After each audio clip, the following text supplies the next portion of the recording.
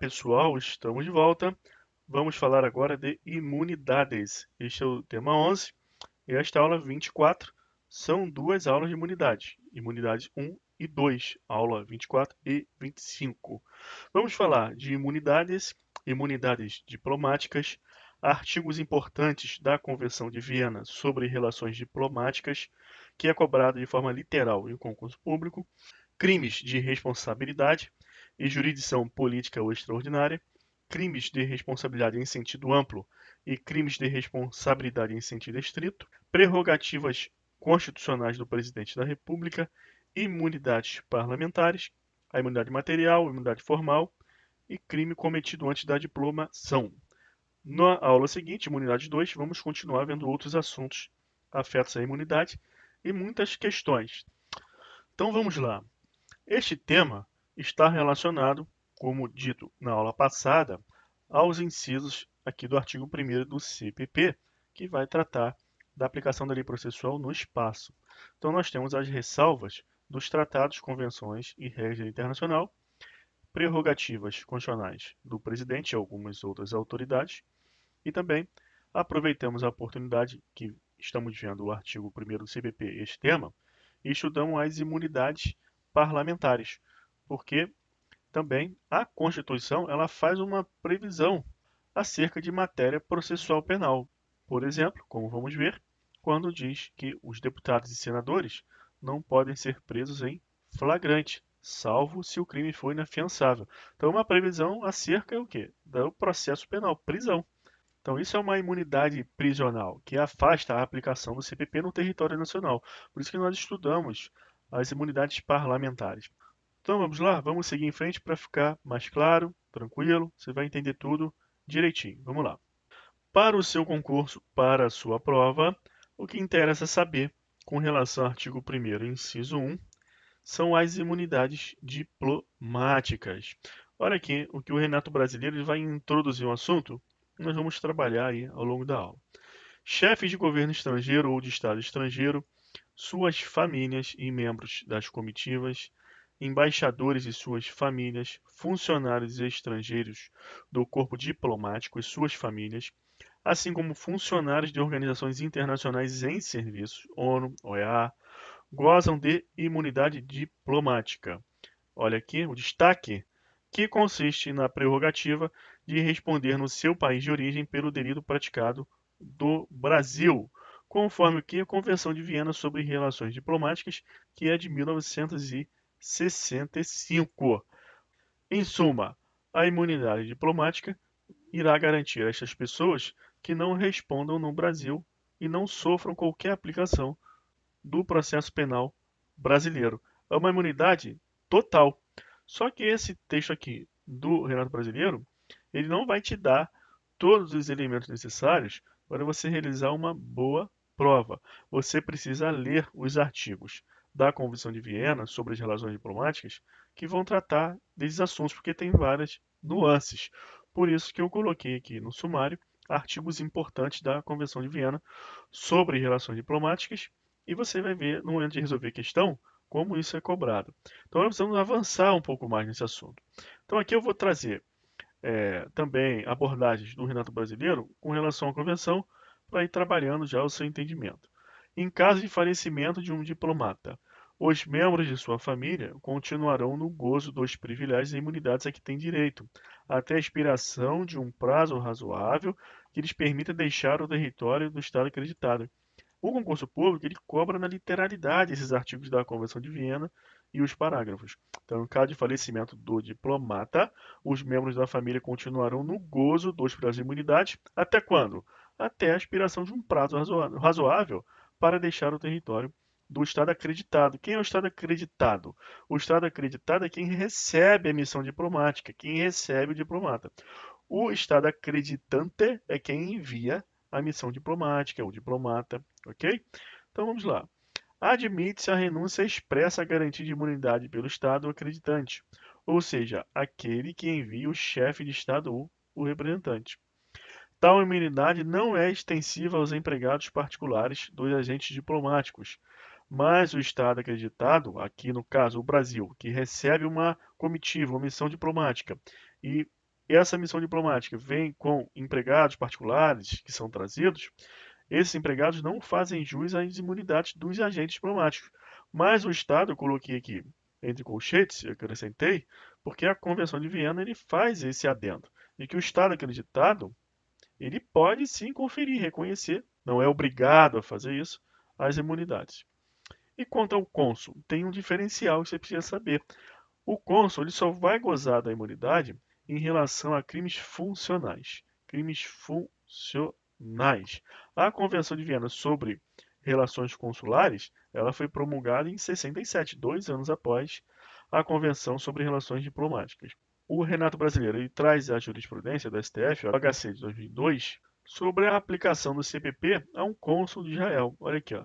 Esse é o motivo pelo qual, ao apreciar habeas corpus referente a crime de pedofilia, supostamente praticado pelo cônsul de Israel no Rio de Janeiro, posicionou-se a Suprema Corte pela inexistência de obstáculo à prisão preventiva nos termos do artigo 41 da Convenção de Viena sobre relações consulares, pois os fatos imputados ao paciente não guardavam pertinência, olha aqui, não guardavam pertinência com o exercício das funções consulares. Então, diplomata, imunidade total, tendo relação com a função ou não.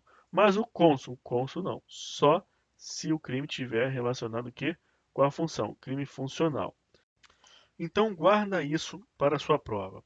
Ressalva ao princípio da territorialidade do processo penal. Diplomata, os familiares, pessoal administrativo, a missão diplomática, os funcionários que vêm a serviço do país acreditante.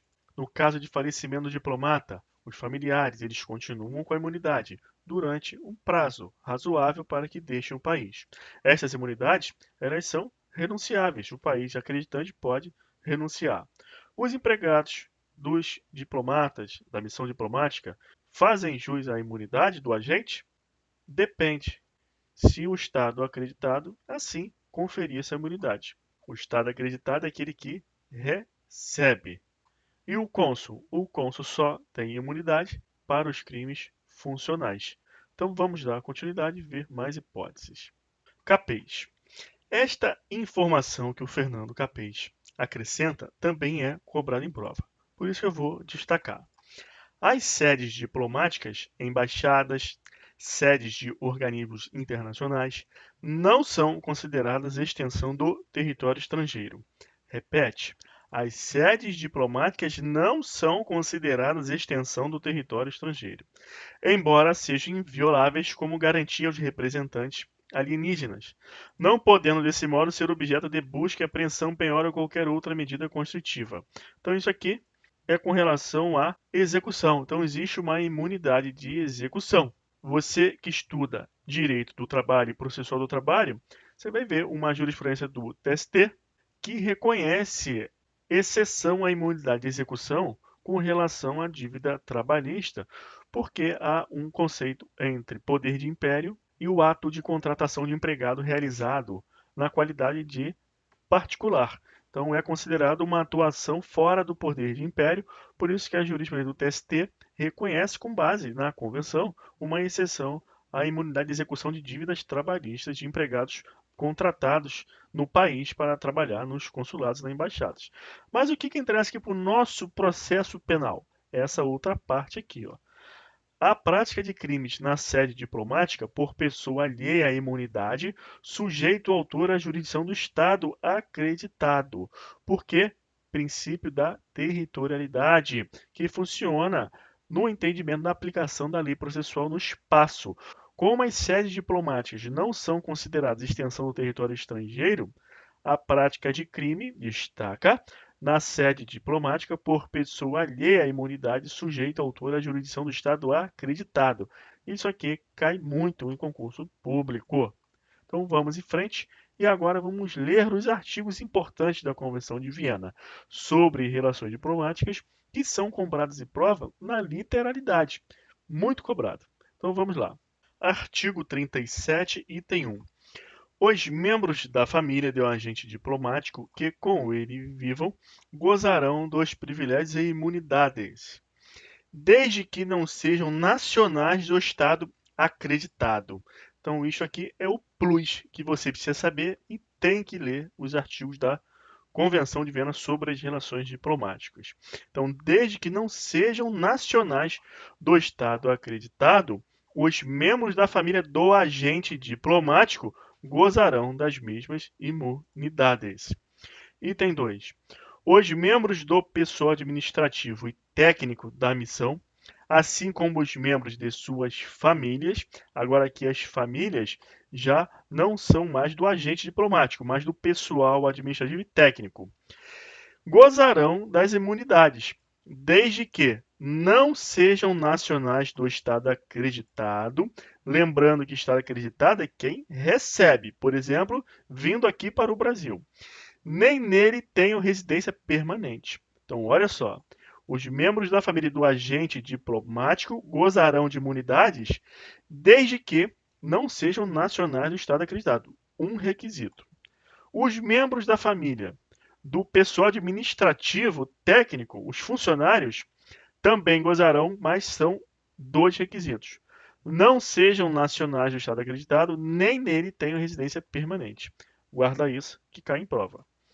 Os criados particulares, aqui a convenção é de 65, então ele fala em criado aqui, que não é bem colocado o termo.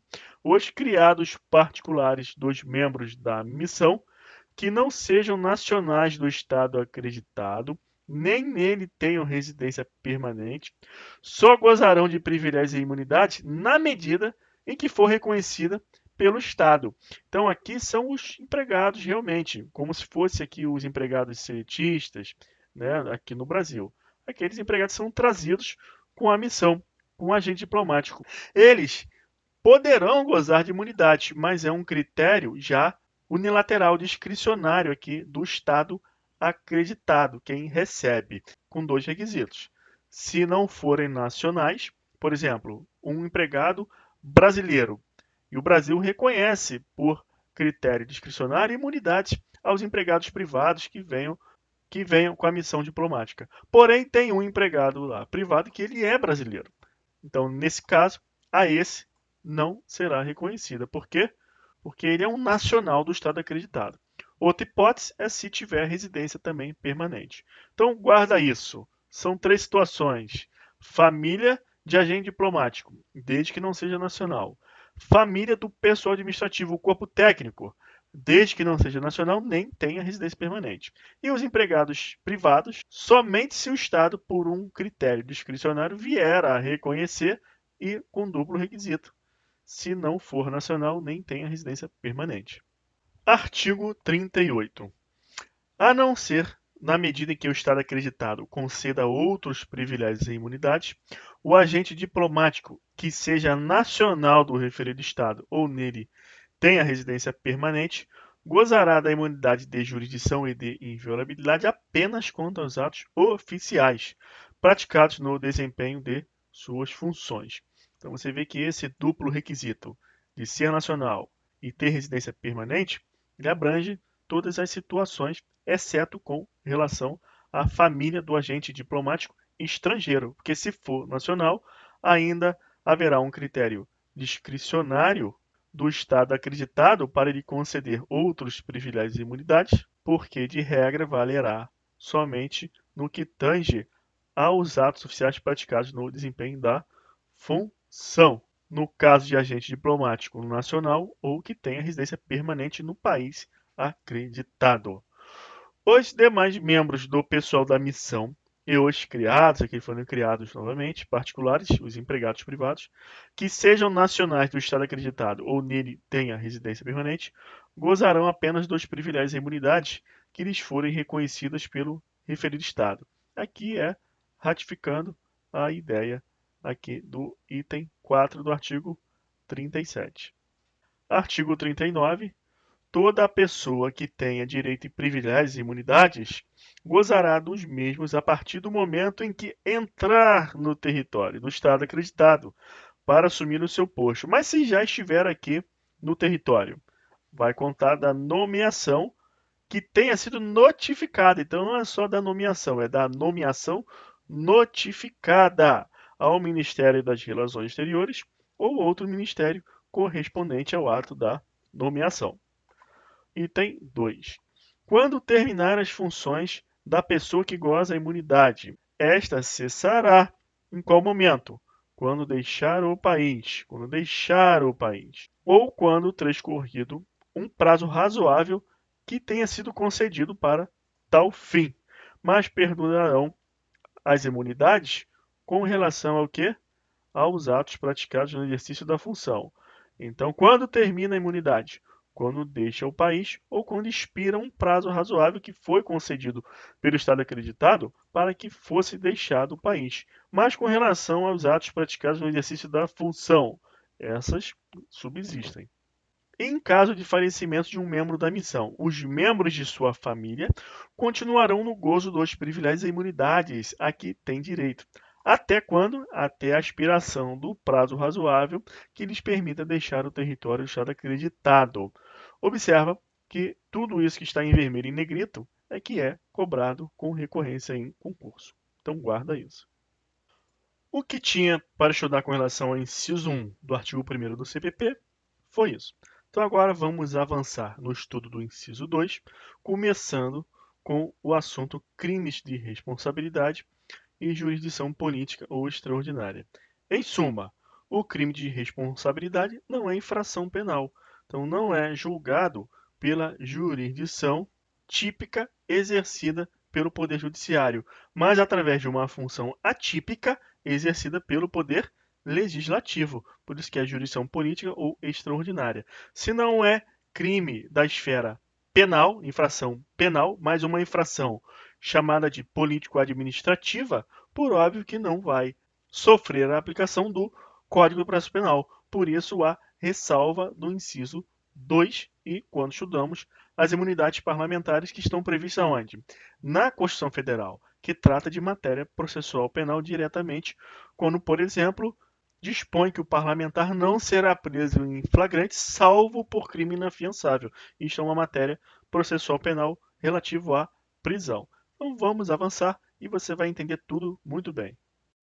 Renato Brasileiro, ele vai dizer: a denominada justiça política ou jurisdição extraordinária corresponde à atividade jurisdicional exercida por órgãos políticos alheios ao Poder Judiciário, apresentando como objetivo principal o afastamento do agente público que comete crimes de responsabilidade de suas funções. Conquanto a Constituição Federal e a legislação ordinária, Lei 1079 de 50 e Decreto-Lei 201 de 67, se refere à prática de crimes de responsabilidade, atribuindo ao Senado Federal, ao Tribunal Especial e à Câmara Municipal o exercício dessa atividade jurisdicional atípica, tecnicamente o que não há que se falar em crime, mas sim no julgamento de uma infração político-administrativa. A Lei 1079 de 50 prevê os crimes de responsabilidade. E no caso do Decreto-Lei 201 de 67, com relação ao prefeito e ao vereador. Quem irá julgar prefeito e vereador nos crimes de responsabilidade? Câmara Municipal. Quem irá julgar governador no crime de responsabilidade? Um tribunal especial, formado por desembargadores e membros da Assembleia Legislativa. E quem irá julgar o presidente, os senadores, os deputados federais e outras autoridades em âmbito federal por crime de responsabilidade? O Senado Federal. Isso que eu estou dizendo agora, você estuda em competência. Quando chamamos competência, vamos rememorar esta questão de quem julga quem em determinada situação. Lembrando que, quando estudamos fontes, o card está aparecendo aqui em cima, falamos em passando sobre a situação do Tribunal Especial e que é uma questão muito específica que cai em prova, é bom você tomar nota disso, assiste essa aula. Mas, de qualquer forma, tudo será visto nas aulas de competência. O que você precisa saber agora?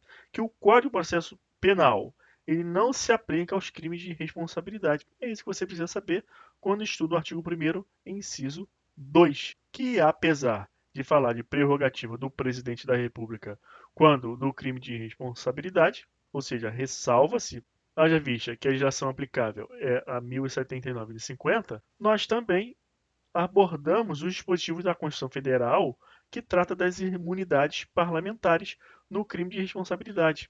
Haja vista que também, nesse caso, não será aplicado o CPP. A situação é a mesma, mas um regramento está no CPP e outro está na Constituição Federal. Continuando, prevalece o entendimento de que não tem natureza jurídica da infração penal, mas sim da infração político-administrativa, passível de sanções político-administrativas. Então, se não existe sanção penal, por que irá aplicar o Código de Processo Penal? Não aplica. Aplica-se a legislação que prevê o procedimento previsto para o julgamento dos crimes de responsabilidade. A Lei 1079 de 50 e para prefeitos e vereadores, o Decreto-Lei 201 de 67. Estas sanções políticas e administrativas, então, são aplicadas por órgãos jurisdicionais políticos, normalmente órgãos mistos, compostos por parlamentares ou parlamentares e magistrados, no caso do Tribunal Especial que eu falei. Não é aquele Tribunal Especial lá do inciso 4 do artigo 1º, não é aquilo da Constituição de 37. É o Tribunal Especial previsto na Lei 1079 de 50. Então, seguindo, a título de exemplo, de acordo com o artigo 2º da Lei 1079 de 50, os crimes definidos nesta lei, ainda quando simplesmente tentados, são passíveis de pena de perda do cargo com inabilitação até 5 anos. Isso aqui eu estou trazendo para vocês para te demonstrar que o crime de responsabilidade ele não é crime da esfera penal. Então não tem uma pena privativa de liberdade. A punição prevista é a inabilitação de 5 anos para o exercício de qualquer função pública imposta pelo Senado Federal nos processos contra o Presidente da República ou o Ministro de Estado, contra os ministros do STF, Procurador-Geral da República. Ademais, também ratifica que as esferas são diversas, motivo porque não se aplica o Código do Processo Penal, que o artigo 2º ele diz o quê? Que a imposição da referida pena, essa pena de inabilitação, não exclui o processo de julgamento do acusado por crime comum na justiça ordinária, nos termos das leis de processo penal. Então é isso. Então grava agora esse destaque aqui. Eu vou destacar como desses crimes de responsabilidade não decorre sanção criminal, não podem ser qualificados como infrações penais, figurando, pois, como infrações políticas da alçada do direito constitucional. Então, lá em constitucional, você também já vai chegar preparado, porque essas questões também são cobradas lá no âmbito dessa matéria de fundamental importância. Agora aqui eu quero que você grave a diferença entre crimes de responsabilidade em sentido amplo e crimes de responsabilidade em sentido estrito, para você não sofrer aí com alguma pegadinha de questão de prova. É indispensável diferenciarmos crimes de responsabilidade em sentido amplo e crimes de responsabilidade em sentido estrito. Crimes de responsabilidade em sentido amplo são aqueles cuja qualidade de funcionário público, artigo 327 do CP, funciona como elementar do delito. É o que ocorre com os crimes praticados por funcionários públicos contra a administração pública, artigos 312 a 326 do CP.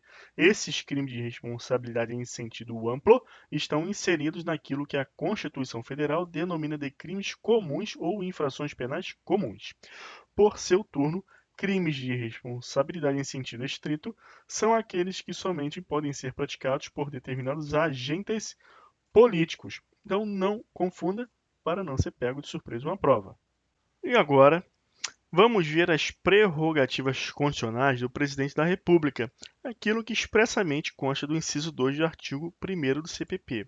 Como que você estuda este assunto? Lendo a Constituição Federal. A Constituição Federal vai dizer para você quais são as prerrogativas do Presidente da República e o que você precisa saber. E o que cai em prova? A literalidade destes dispositivos. Então vamos lá. O Código de Processo Penal não disse que ressalva-se a aplicação do Código de Processo Penal às prerrogativas constitucionais do Presidente da República? Que prerrogativas são essas? Então, vamos ver. Olha o que diz o artigo 51 da Constituição Federal.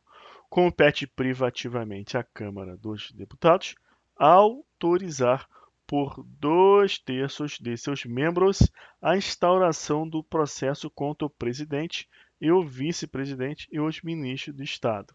Grava isso aqui. Licença prévia, guarda essa expressão também, porque licença prévia é justamente essa autorização dada previamente para a possibilidade da instauração do processo contra essas autoridades, presidente, vice-presidente e ministro do Estado.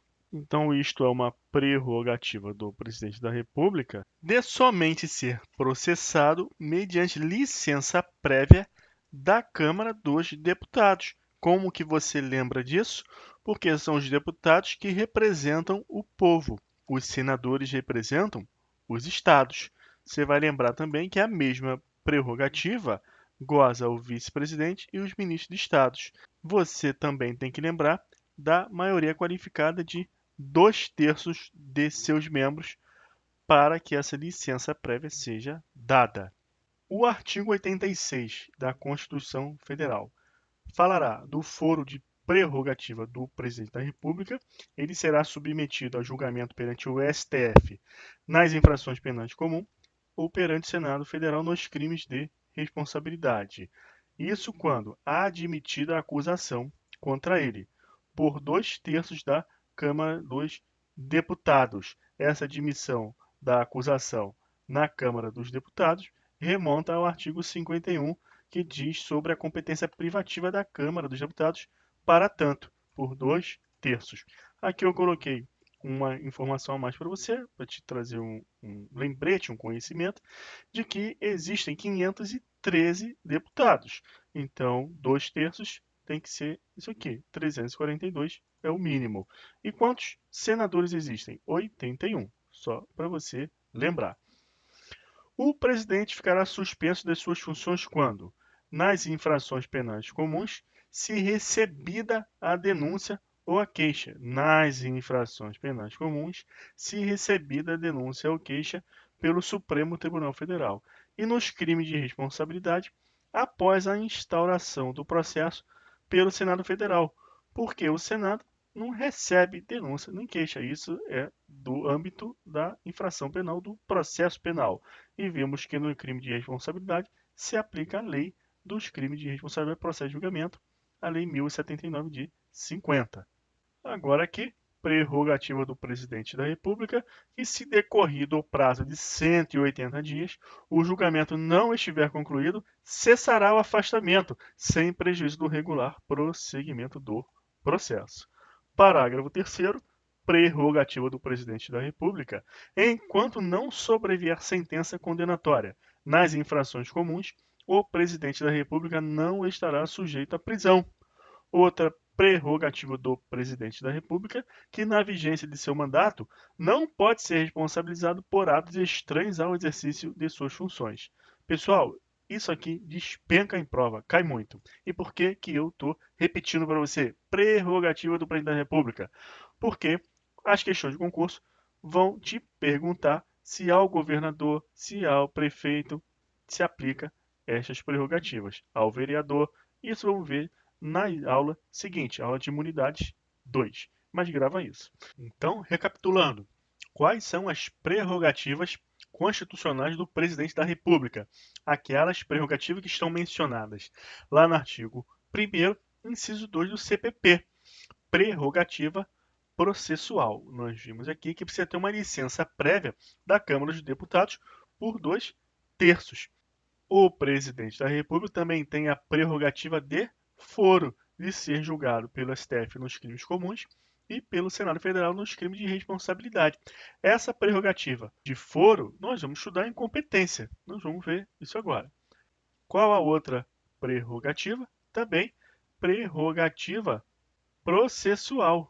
O presidente fica suspenso das funções se recebida denúncia ou queixa no STF e quando instaurado o processo no Senado, entretanto, se decorrido 180 dias o julgamento não estiver concluído, cessa o afastamento.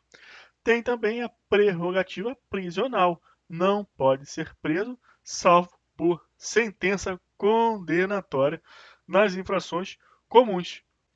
Por que ele não fala aqui no crime de responsabilidade? Porque no crime de responsabilidade não tem pena de prisão. Então, uma prerrogativa prisional. E, por fim, outra prerrogativa processual: o presidente, na vigência do seu mandato, não pode ser responsabilizado por atos estranhos ao exercício de suas funções. Então, olha o nome que eu falei: prerrogativa prisional, prerrogativa processual e prerrogativa de foro. Isso cai em concurso, guarda isso. O artigo 52 eu coloquei aqui, mas ele vai tratar de competência. Então eu vou ler, mas vamos estudar isso em competência também. Compete privativamente ao Senado Federal processar e julgar o presidente e vice-presidente da República nos crimes de responsabilidade, bem como os ministros de Estado e os comandantes da Marinha, do Exército, da Aeronáutica nos crimes de mesma natureza, conexos com aqueles. E 2. Processar e julgar os ministros do Supremo Tribunal Federal, membros do Conselho Nacional de Justiça, Conselho Nacional do Ministério Público, Procurador-Geral da República, Advogado-Geral da União, nos crimes de responsabilidade. Vamos ver isso aqui em competência. Foro por prerrogativa de função. Agora, vamos falar das imunidades parlamentares. Falamos das prerrogativas do presidente e o que consta na Constituição com relação aos parlamentares que afasta a aplicação do Código de Processo Penal. Vamos ver? Aqui do site Jus Brasil, vamos ver um resumo das imunidades e prerrogativas que afastam a aplicação do Código de Processo Penal. Então temos imunidades parlamentares: a penal ou material, também chamada de inviolabilidade, em questão de concurso às vezes troca, chama de inviolabilidade penal ou material, ou imunidade penal ou material. A imunidade processual, a imunidade prisional. Essas duas você vai lembrar que eu falei do presidente da República. E temos a imunidade probatória, que é o plus. E a imunidade material também é o plus, que você vai saber o que é já já. E prerrogativas: prerrogativa testemunhal e foro especial de prerrogativa de função, que você também já sabe o que é. O foro prerrogativa de função, vamos estudar em competência. Vamos ver o restante agora. E como fazemos isso? Igualmente, lendo a Constituição Federal. Está tudo lá. E o concurso vai cobrar a literalidade do dispositivo. Algumas outras questões irão formular um problema. E nós vamos aprender a fazer esse tipo de questão. Vamos agora no básico aqui, ler a Constituição, que é o que cai mais em entender. Artigo 53. Os deputados e senadores são invioláveis, civil e penalmente, por quaisquer de suas opiniões, palavras e votos. Por isso que a doutrina classifica em inviolabilidade penal ou material, por conta que a inviolabilidade é o que está lá no caput do artigo 53. Mas para fim de classificação e organização, é chamada de imunidade, porque a sua natureza jurídica é de imunidade.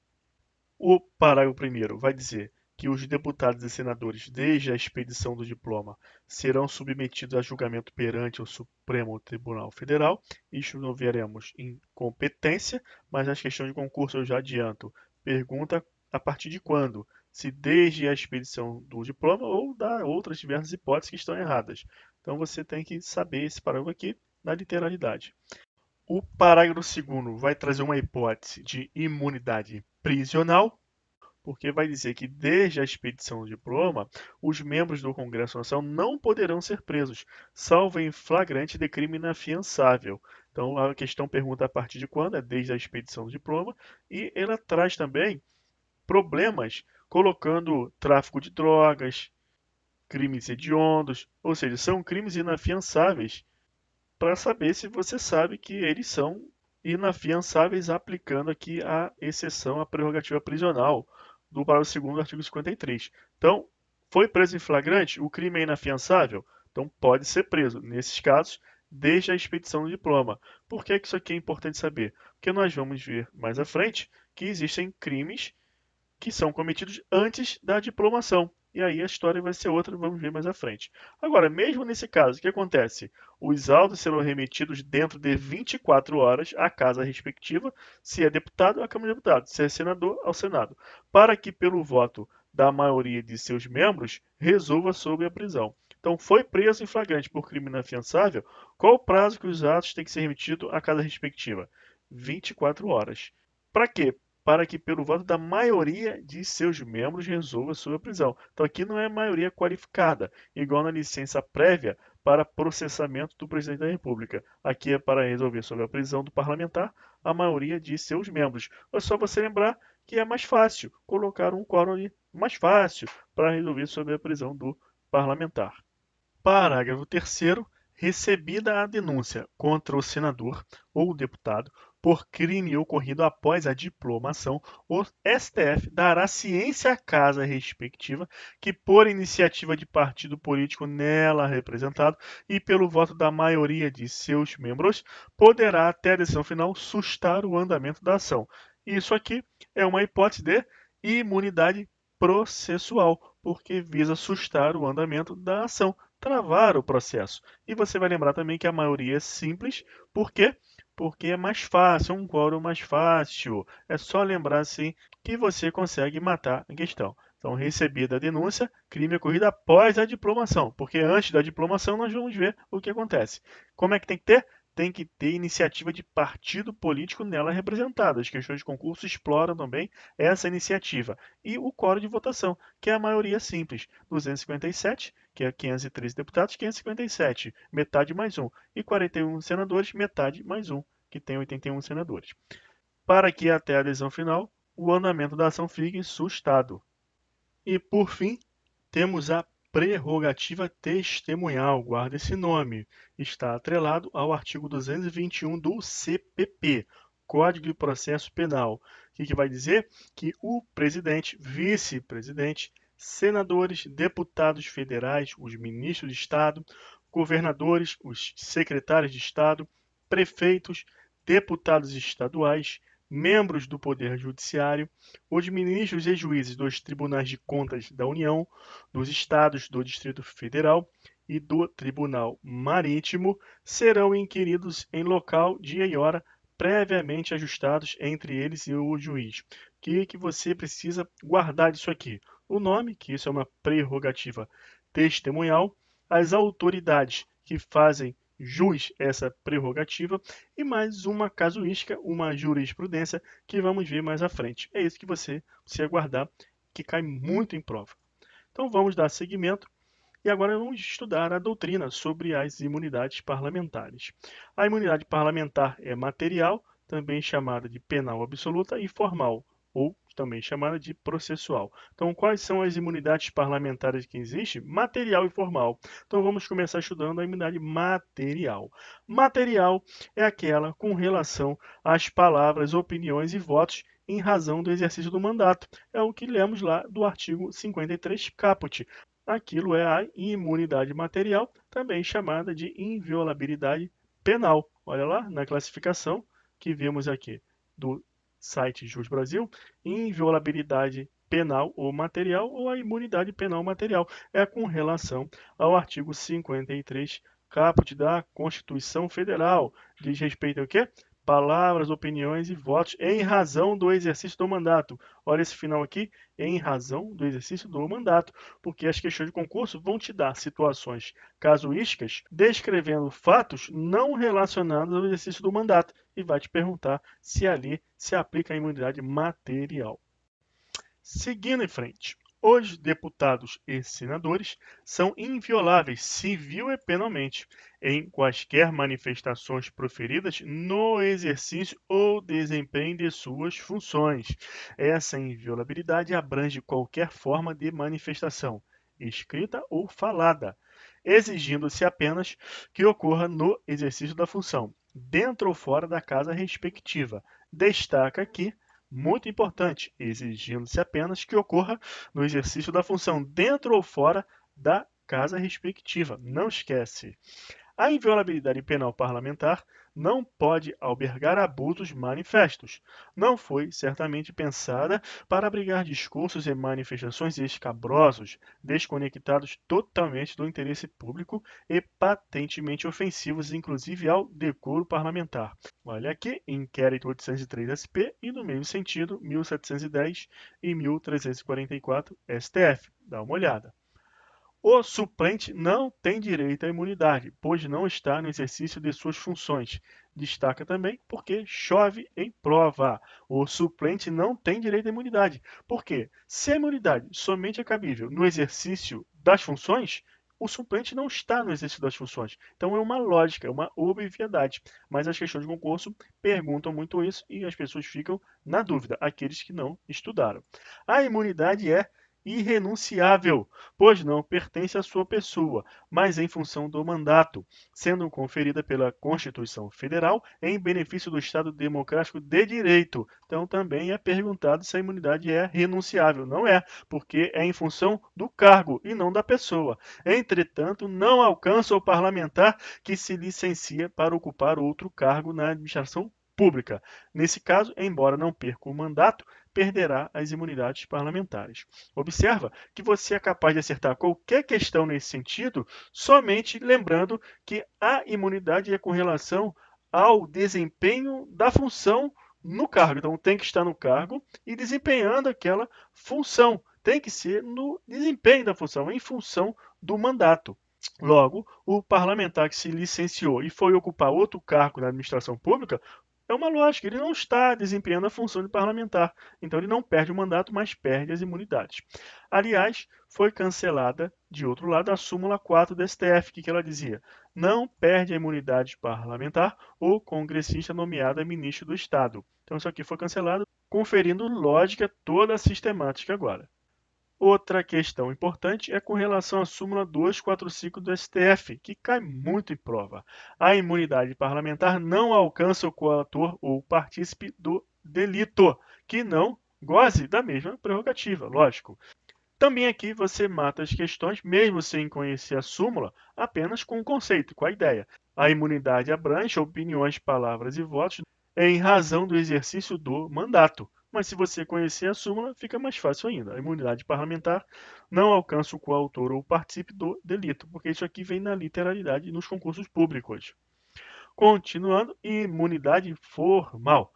A imunidade formal subdivide em prerrogativa de foro, imunidade prisional, imunidade processual, imunidade probatória. Foi isso que nós vimos lá na classificação do Juiz Brasil, não foi? Então agora vamos dar sequência. Essa repetição só te ajuda, faz parte do apuro do estudo, para você ficar afiado.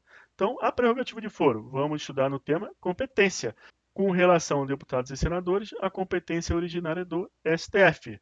Vamos ver com bastante calma no tema competência. B. Direito de não ser preso, salvo em caso de flagrante por crime inafiançável. Isso também é conhecido como imunidade prisional. Está lá no parágrafo 2º, nós vimos. Lembra que, mesmo assim, a prisão deverá ser comunicada à casa respectiva em até 24 horas para que se decida sobre a prisão por qual quórum, qual maioria. A maioria simples, porque você vai lembrar o macete, que é o quórum mais fácil, em benefício do parlamentar. Em crimes afiançáveis, jamais o parlamentar pode ser preso. No que concerne aos crimes inafiançáveis, somente é admissível a prisão em flagrante. Nenhuma outra modalidade de prisão cautelar, temporária ou preventiva, ou mesmo a prisão civil por alimentos, tem incidência. Lembra disso? STF Pleno Inquérito 510. Não esquece. Garantia contra a instauração de processo. É imunidade processual. Está lá no parágrafo 3º, 4º e 5º. Precisa da licença prévia como presidente da República? Não, não é essa a imunidade processual. A licença prévia é uma prerrogativa do presidente da República. Com relação ao parlamentar, a imunidade processual é com relação à sustação. Então vamos lá reler esse parágrafo porque é de fundamental importância, já que despenca no concurso público. Está lá. Parágrafo 3º. Recebida a denúncia contra o senador ou deputado por crime ocorrido após a diplomação, o STF dará ciência à casa respectiva, que, por iniciativa de partido político nela representado e pelo voto da maioria de seus membros, poderá, até decisão final, sustar o andamento da ação. Então, recebida a denúncia após a diplomação. A iniciativa tem que ser de quem? Partido político nela representado. E o voto da maioria dos seus membros e a sustação do andamento da ação ocorrerá até quando? Até a decisão final. O parágrafo 4º, que o pedido de sustação será apreciado pela casa respectiva num prazo improrrogável de 45 dias do seu recebimento pela mesa diretora. A questão de concurso vai colocar 48 horas, um mês, imediatamente, 45 dias do recebimento pela mesa diretora. E a sustação do processo suspende a prescrição enquanto durar o mandato. Seguindo em frente, a outra imunidade é imunidade de servir como testemunha, imunidade probatória. Isso aqui, quando cai em prova, muita gente erra. porque você não encontra esta expressão em diversas doutrinas. Então, a imunidade probatória é lá do parágrafo 6º. O parlamentar ele não é obrigado a depor sobre fatos que tenha conhecimento em razão do mandato, nem com relação às suas fontes. Mas se não for nada relacionado a esse do mandato, um crime comum ocorrido lá na rua que ele mora, que ele viu, aí ele vai ter o quê? A prerrogativa testemunhal do 221 do CPP, de prestar o seu depoimento com dia e hora agendado com o magistrado. Lembra disso aqui, ó, a diferença entre pessoa dispensada e aquela proibida de depor.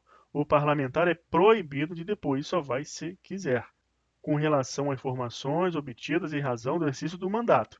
Entretanto, não havendo relação das informações com o exercício do mandato, o parlamentar deve depor normalmente, possuindo apenas a prerrogativa de ser inquirido em local e com hora previamente ajustados entre ele e o juiz.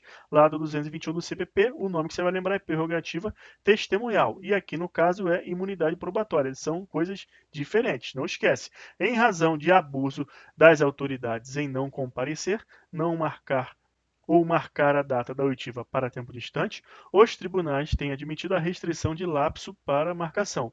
Informativo 564 do STF, essa era a jurisprudência que eu queria acrescentar para vocês. Dá uma olhada lá no informativo para esclarecer melhor, mas o que você precisa saber é que essa prerrogativa testemunhal do 221 do CPP não é absoluta. Em caso de abuso, o judiciário ele fixa ali um lapso. Agora vamos ver jurisprudência importante que é cobrado na sua prova. O que ficou decidido no RE 463671 destaca: a ofensa irrogada em plenário, independente de conexão com o mandato, elide a responsabilidade civil por dano moral. O que nós vimos até aqui? Que a imunidade material acoberta opiniões, palavras e votos proferidas no exercício de um mandato. Entretanto, estas expressões ofensivas que não têm conexão com o mandato, elas também terão o acobertamento da imunidade material quando forem proferidas na casa, ou seja, em plenário, porque subentende-se que estando dentro da casa há conexão com o mandato, é proferida em razão com o mandato, apesar de ser utilizadas palavras que interpretação imediata assim não for percebida. Guarda isso que é muito importante. E aqui estamos vendo responsabilidade civil por dano moral. Aí você vai perguntar, professor, mas a gente está em aula de processo penal. Mas fica calmo, porque nós estudaremos já a ação civil ex delito. O crime ele tem o condão de causar uma repercussão na esfera civil, na esfera patrimonial. Por exemplo, a morte de um ente querido causa o dano moral em sua família. Um crime contra um patrimônio, por si só, é autoexplicativo, deixa um dano civil. Então, isso aqui é importante, porque no caso de um crime de injúria ou difamação, que é a acusação comum entre os parlamentares, essa ação civil ex delito é impossível. Agora, vamos ver com uma jurisprudência com relação ao crime em si. Olha aqui, ó. Isso aqui que ficou bem conhecido da mídia. O parlamentar é acusado de incitação ao crime de estupro ao afirmar que não estupraria uma deputada federal porque ela não merece. O emprego do vocábulo merece no sentido e contextos presentes, no caso subjúdice, teve por fim conferir a este gravíssimo delito, que é o estupro, o atributo de um prêmio, um favor, uma benesse à mulher, revelando a interpretação de que o homem estaria em posição de avaliar qual mulher poderia ou merecia ser estuprada. O fato de o parlamentar estar em seu gabinete no momento em que concedeu a entrevista é fato meramente acidental, já que não foi ali que se tornaram públicas as ofensas, mas sim através da imprensa e da internet. Agora destaca aqui: a imunidade parlamentar incide quando as palavras tenham sido proferidas no recinto da Câmara dos Deputados, despiciando nesse caso perquerir sobre a pertinência entre o teor das afirmações supostamente contumeliosas e o exercício do mandato parlamentar. Como eu disse, fica subentendido. Mais jurisprudência importante: ADI 5526. Está lá no informativo 881. A imunidade formal, prevista constitucionalmente, somente permite a prisão de parlamentares em flagrante delito por crime inafiançável, sendo, portanto, incabível aos congressistas, desde a expedição do diploma, a aplicação de qualquer outra espécie de prisão cautelar, inclusive de prisão preventiva prevista no artigo 312 do CPP.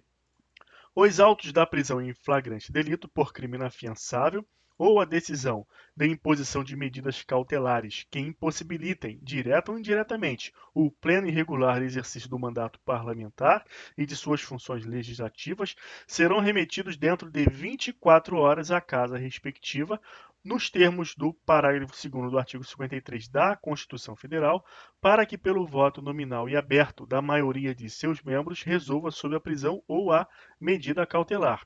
Então, aqui serve para você revisar o texto constitucional que foi lido, artigo 53, parágrafo 2º, e também para acrescentar o entendimento das medidas cautelares que podem ser impostas pelo magistrado e que, direta ou indiretamente, venham o quê?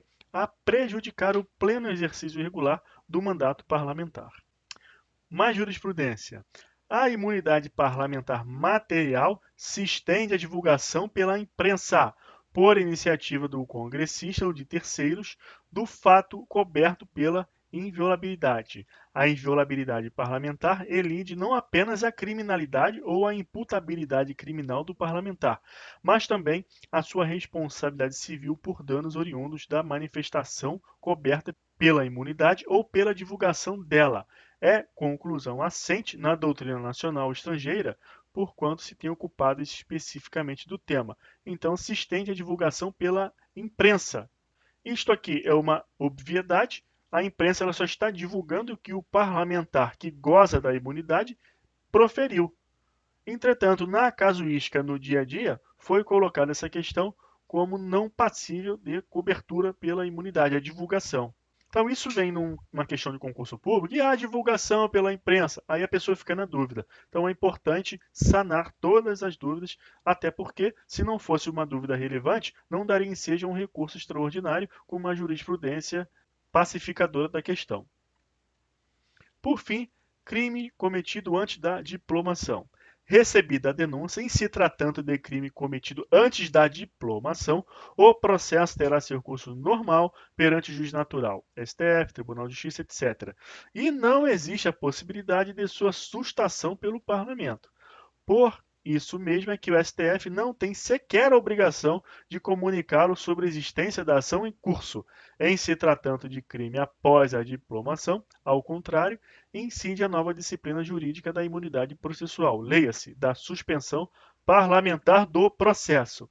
Impõe-se, nesse caso, que o Supremo Tribunal Federal dê ciência à casa respectiva que poderá sustar o andamento da ação. Então, guarda isso. O crime foi cometido antes da diplomação, o parlamentar ele não faz jus à imunidade e o tribunal ele não tem sequer a obrigação de dar ciência à casa sobre o recebimento da denúncia, conforme a regra constitucional que determina essa medida com relação ao recebimento de denúncias por crimes cometidos desde a expedição do diploma.